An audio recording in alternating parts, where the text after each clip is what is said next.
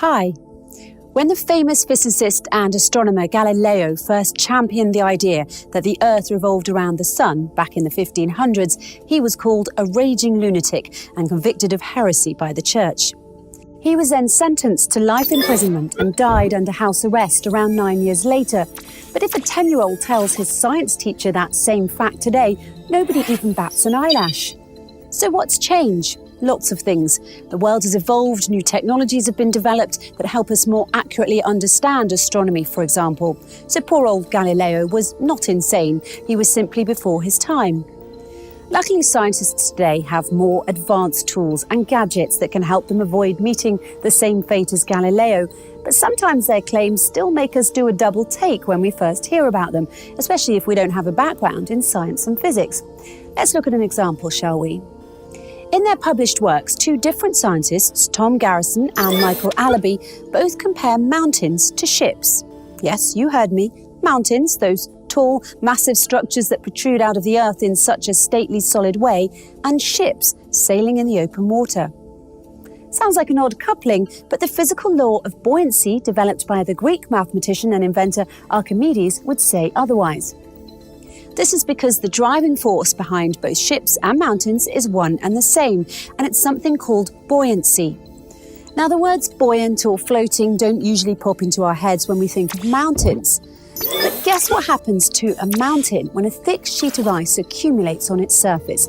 The rock sinks into the mantle under its weight, just as a ship sinks deeper into the water when it's loaded with cargo. And what happens to the mountain when it erodes or after the removal of the thick sheet of ice from its surface? In much the same way as a ship rises again when the cargo is removed from it, the Earth's crust will rise again in response to the reduced load on the mountain. We know all this today from the research conducted by scientists such as Garrison and Allaby in 2013 and 14. But flashback 14 centuries ago to when the Quran was revealed, and you'll find that it too makes the same analogy in chapter 42, verse 32, when it says, "And among his signs are the ships in the sea like mountains." How in the world could a book revealed that long ago possibly contain such accurate scientific analogies in the glaring absence of the necessary scientific tools and proofs at that time? Yet another example of modern science mirroring the Quran relates to the concept of inertia. In 2011, in the 39th issue of the Thresholds Journal entitled Inertia, one of the articles, written by Dr. Caroline O'Fowler, who has a PhD in the Department of Art and Architecture from Princeton University, is entitled "Standing Mountains Move Like Clouds." And you thought the pairing of mountains and ships was bizarre. In this article, Dr. Fowler offers her reflections on inertia using the artwork of a famous painter called Abraham Bloemaert.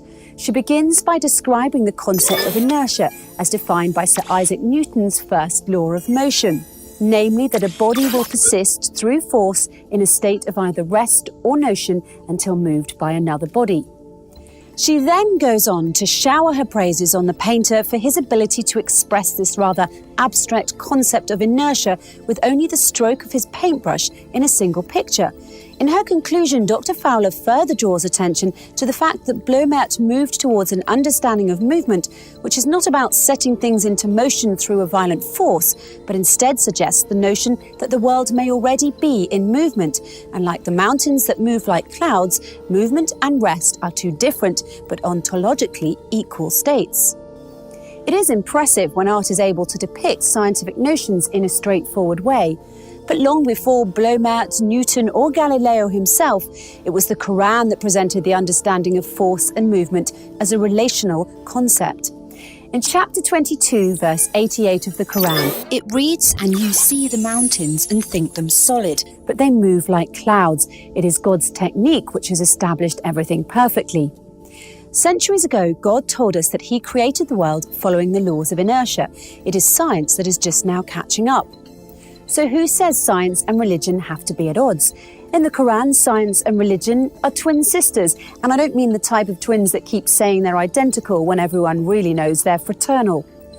The Quran contains many passages that were not understood by scientists, let alone regular people, until recently, and some that science still has not fully deciphered. But this should come as no surprise. In fact, the Quran itself tells us that this will happen when it says, "And these similes we put forward for mankind, but none will understand them except those who have knowledge." Let's look at that word a little closer now, simile. It's very fitting that the Quran should use that word, seeing as how the book itself often uses similes and analogies to help explain things that might otherwise seem abstract or unrelated to us. But what's even more astonishing then, that is modern scientists have used some of the exact same analogies that were first written in the Quran over 1400 years ago. Of course, until scientists studied any of this, no one thought to relate mountains and ships or mountains and clouds in this unusual way. And even now, the analogy of mountains being like ships in the sea and like moving clouds is one that will most likely be lost on many people. Try it for yourself if you like. Try telling a police officer that mountains move like clouds and watch what his reaction will be. But be careful, because if you persist in saying it, he might just consider you drunk and arrest you. What can I say? Sometimes the truth hurts. I think Galileo would agree with that, don't you?